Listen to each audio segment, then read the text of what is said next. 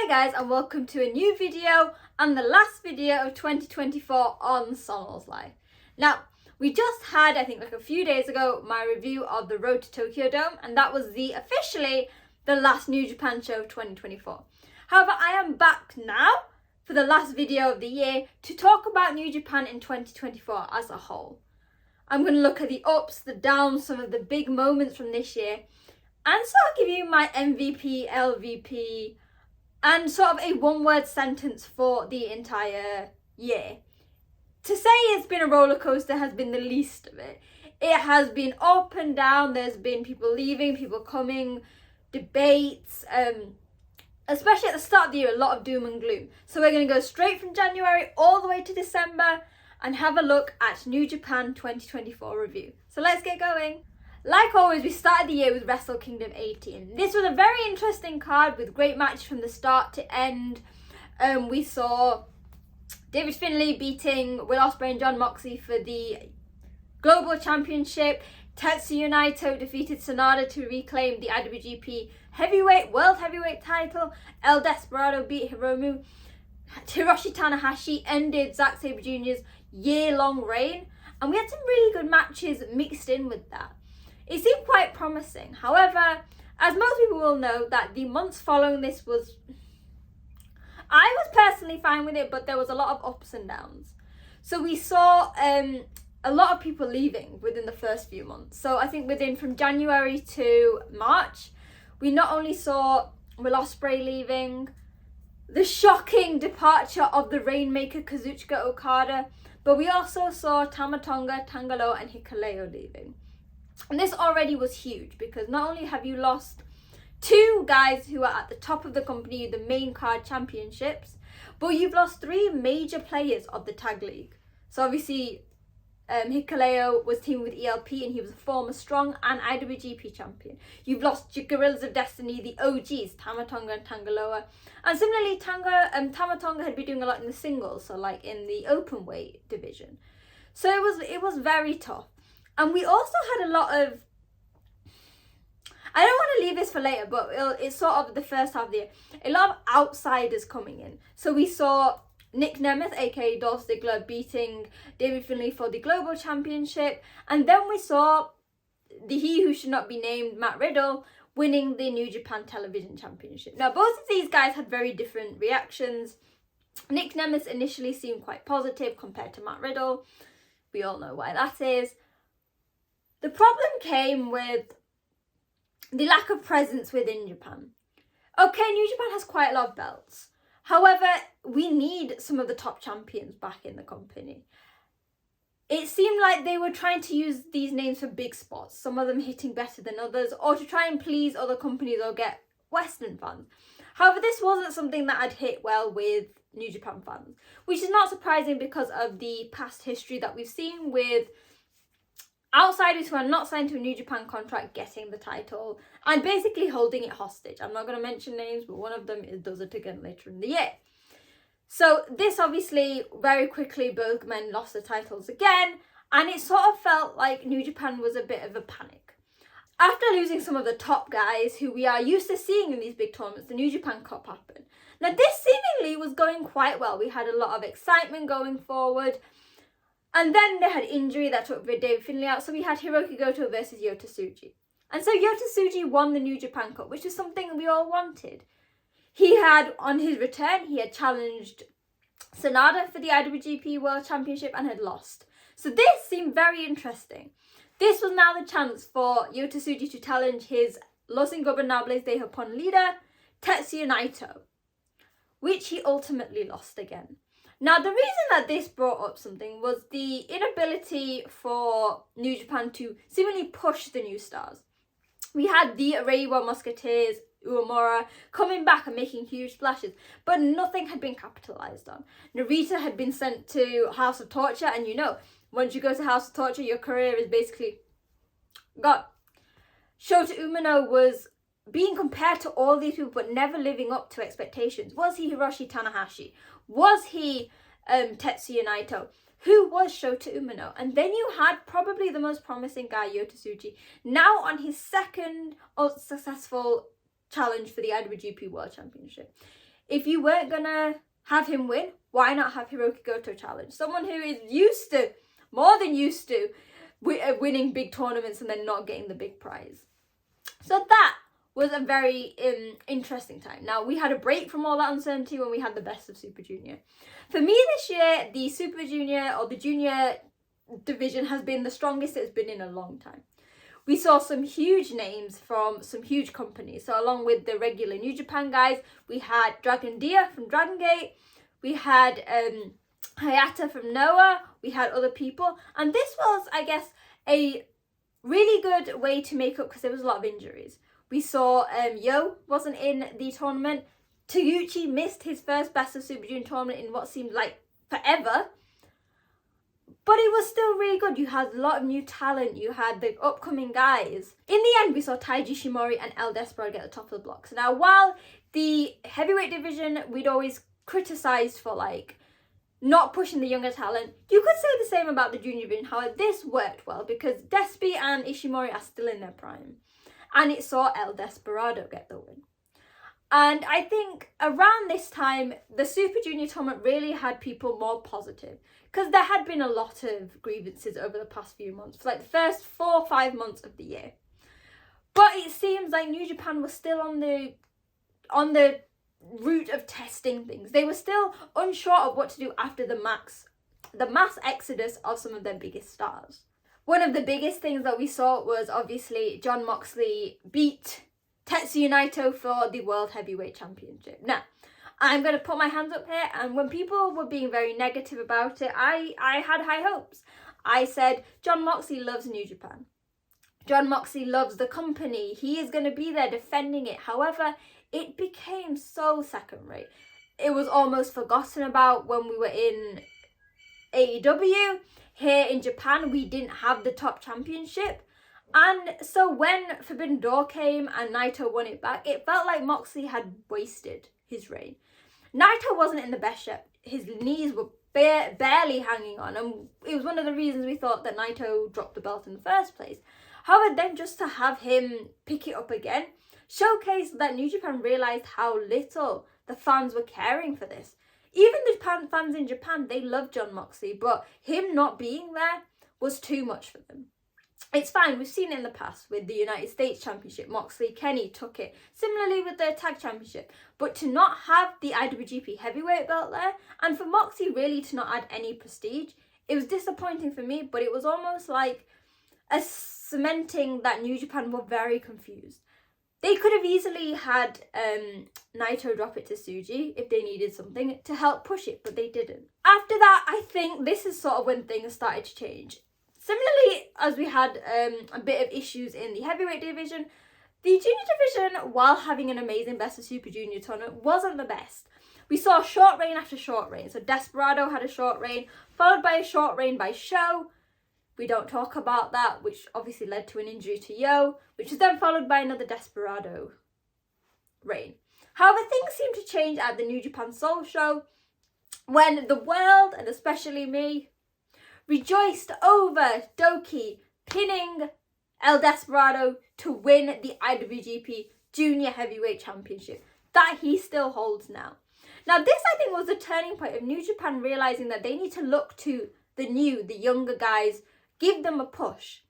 Doki started the company as a replacement for El Desperado. He was picking up near nothing in tournaments. He was always being pinned. He was basically like a combination of Bushi, Gedo, Jado, and Dick Togo all in one. A few years later, he became champion, beating Desperado. Not just that, but they kept this reign long and consistent. He beat some of the best. He beat Hiromu Takahashi. He beat Taiji Shimori. He beat Sho. He beat Kanemaru. He beat Master Wato. He beat all of those top names. And they trusted him to continue to hold the Junior Heavyweight Championship to high prestige. And it has. And from here on, like I said, it was the turning point. Come August, we had the G1. Again, this was a very worrying time for New Japan. They'd lost Will Ospreay. They'd lost Okada. They'd lost 3 of God. You basically completely lost maybe half of a block. However, they made some major changes. Going into it, they had a tournament to see who would make it into the tournament. So they had a tournament for the tournament, and it saw huge names. Hiroshi Tanahashi, Ishii, Yano, Yoshihashi, all missed out because there were guys who were younger who got it. We had so many huge names. You had the veterans, Goto, Zack Sabre Jr., Shingo, Naito, but you also had Callum Newman, Konosuke Takeshita, Bolton Oleg, Hanare, Okan, so many different names giving. Sorry, Gabe Kidd, I feel like I'm going to miss it, but it was a very strong tournament, giving us match of the year contenders. And after years of dreaming, it came home. Zack Sabre Jr. won the G1. He'd won the New Japan Cup, he hadn't capitalised, but he did it. And once again, New Japan went for a change. It is normally tradition for the IWGP title to be on the line at Wrestle Kingdom, and the challenger is the G1 winner. Zack said he didn't want to do that. Again, New Japan had made a change and had Zack Sabre Jr. finally win the IWGP title against Naito. And days later, he came to a massive homecoming to the UK, which was phenomenal. You had the younger guys really pushing themselves. They were getting big storylines, getting spotlighted. Sadly, Uemura got injured during the G1, but we still had the other people coming. Oiwa came back and joined TMDK. The faction seemed as strong as ever. The Empire brought in Jacob. They've now recently brought in Templario. And then you carried on. The months following, you had a really strong Super Junior Tag League, which saw Robbie Eagles and Fujita win. Young names. But also showing the depth of the junior tag division. The juniors have always been much smaller, but at this point, personally, they have had a much stronger year than the heavyweights generally. The storylines, the tournaments have all thrived. We carried this on with historic X-Over, we had World Tag League, and it felt like we were seeing brand new names, brand new combinations, and results in matches that were top quality. At the start of the year, while the storylines were issued, there was also some uncertainty about the quality of the matches. A lot of the guys that you rely on, they weren't in the best shape. Tanahashi, Naito, the knees are barely holding on. However, New Japan were very slowly showcasing that they had trust in the new guys. They were giving them big wins over huge people. Callum Newman beat Shingo Takagi. Gabe Kidd had a really strong one, but they also didn't let the veterans down. Because we had guys like Hiroki Goto beating Takeshita. And here we are in December, ready for a jam-packed Wrestle Kingdom and Wrestle Dynasty, with once again the young guys on the top. Gabe Kidd facing Kenny Omega, Shota Umino in the main event against Zack Sabre Jr., Yota Tsuji facing David Finlay, Oiwa and Ren Narita in the TV title. Yeah, I know Ren Narita, but that's the thing. Fujita with Robbie, Akira and TJP, Kevin Knight, Kushida, the War Dogs for the junior titles. And it just feels like, while it took some time, New Japan realised that they needed to make a change. They needed to push the young stars. And I guess better late than never, I always had hope. New Japan has always been about long-term storytelling. And yes, I think it took a bit of a push up the arse. But if people continue to leave, which I hope they don't, I think New Japan is in very safe hands. So that was my whistle-stop tour of 2024 for New Japan. In a year that I think has been a turning point for the company and for fans to see what the past New Japan and the future is going to be like. Now, in terms of MVPs of the year, MVP has to be Zack Sabre Jr. For the majority of last year and this year, he was holding the television title. Dropped that just to become World Heavyweight Champion. He's had some amazing defences. He's travelled the world, been the perfect ambassador for New Japan. Another MVP I'd have to say is Gabriel Kidd, the fucking madman. Gabe might be a heel. He's had War Dogs Bullet Club. However, if there is a fight for who is the biggest New Japan fan, the only person that might beat me is Gabe. Whether he is on news channels in America or social media, he's always hyping up New Japan as the best company. He is telling them, AEW aren't believing your worth. They're not giving equally to what we are. We are the best in the world. And we are. New Japan are. Just sometimes they need that little push. And it's not just me going, I picked 2 Brits. Just for me, Zach and Gabe have had a standout year. LVPs is going to be House of Torture. I feel like every time I do a preview or a review for True Heel Heat, make sure to subscribe. They've hit 20,000. LVPs are always those guys. But all I can say is that with Wrestle Kingdom and Dynasty and huge shows in America and tournaments, 2025 is set to be as strong. And obviously that was my little review of the year as well. But here are some special people that you might recognise and some people very close to me in the New Japan community with their takes on 2024 New Japan. Merry Stiffmas. This is Josh from We Work Stiff, the New Japan pro wrestling character and storytelling podcast. And for me, New Japan in 2024 has been about taking risks, kicking the tires on the next generation of young talent. And this has ultimately led to a Wrestle Kingdom build that has resulted in one of the more consistent, coherent, and I think best top to bottom Wrestle Kingdoms in a long time, where we're going to see the rubber hit the road for this next generation. Good evening, ladies and gentlemen, and as I, your good brother Jay News. To sum up what my thoughts are going into Wrestle Kingdom 2025 Road 2 shows is really what I want to see, which is the growth and evolution of the new generation, and as to where they go into the future. Those are my thoughts, and thank you to Sanal. Hello. It is me, your True Heel Phenom SP3 of True Heel Heat in every wrestling outlet. 2024, as far as New Japan Pro Wrestling goes, it was a year of change, and it was a year of patience for its fans, because we had a great start to the year. Wrestle Kingdom, Battle in the Valley, New Beginning in Osaka, spectacular shows. Bryan Danielson, Zack Sabre Jr., Bryan Danielson, Kazuchika Okada, Shingo Takagi, Jon Moxley. And then we had a rough part in the spring where it was very slow moving, rebuilding the platform after Okada, Ospreay left.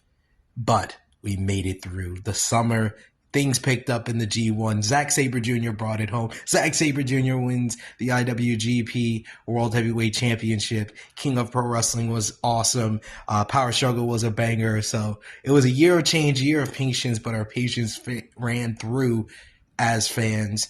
And it was a great year for me personally, because not only did True Heel Heat hit our goal, 20,000 subscribers. Sorry, Sanal, had to mention that. But also, I got a new job at Sports Illustrated, so very happy for that. And most of all, Sanal had her first full year over at True Heel Heat. So 2024 was a great year, but I feel like 2025 is going to be even better, because it starts with Sanal going to Japan and represent Sanal's life and True Heel Heat. I'm SP3. Until next year. Happy New Year. Hi, this is Christy from the True Penny Show. So now asked me to record a line to describe New Japan's 2024 year. And I think for me, it would be, though it's been a year of ups and downs and a whole lot of discourse, I think the next generation has shown that the future is safe with them if we give them a chance. Have a great 2025, everyone. Bye. Hello, my name's James Trupany, and so now asked me to give my thoughts on the year 2024 in wrestling. And the biggest takeaway for me from this year is scurfing.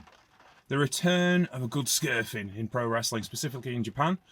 If you look at the plethora of talent that's broken through in Japan this year, specifically Zack Sabre Jr., obviously kind of son of the submission wrestlers of old in the UK, like the Faulkners and Johnny Saint and those guys, but Gabe Kidd, Drill Maloney, Robbie X, guys who grew up on the circuit in the UK, who grew up on the holiday camp circuit and the town hall circuit, and knew how to make a heel be a heel. That has been a wonderful rise this year in New Japan Pro Wrestling, but British wrestling in general has had a really good year in Japan. Hi, my name is Lyric Swinton, and I'm the host of the Maps and Graps podcast. This year in New Japan Pro Wrestling was the beginning of a new era.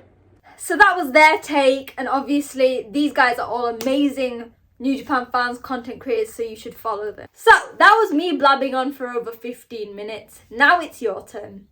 Let me know in the comments or on social media at wrestling_chat. What is your thoughts about New Japan this year? For me, if I could say one sentence to describe 2024, I'd say 2024 for New Japan is a year of change. It is the one where we have seen people come and people go, but New Japan have adapted to everything. So let me know your sentences. Let me know your highs, your lows of the year.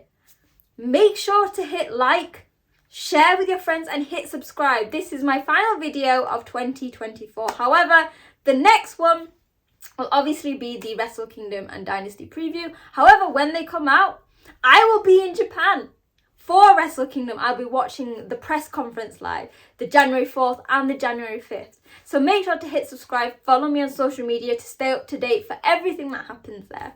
2024, it's not been easy as a New Japan fan, but we've made it to the end, we've made it stronger. So hopefully you guys enjoyed 2024 New Japan. Hopefully you guys enjoyed my video and what I've been doing this year. Here's to 2025. I will see you guys soon. Bye!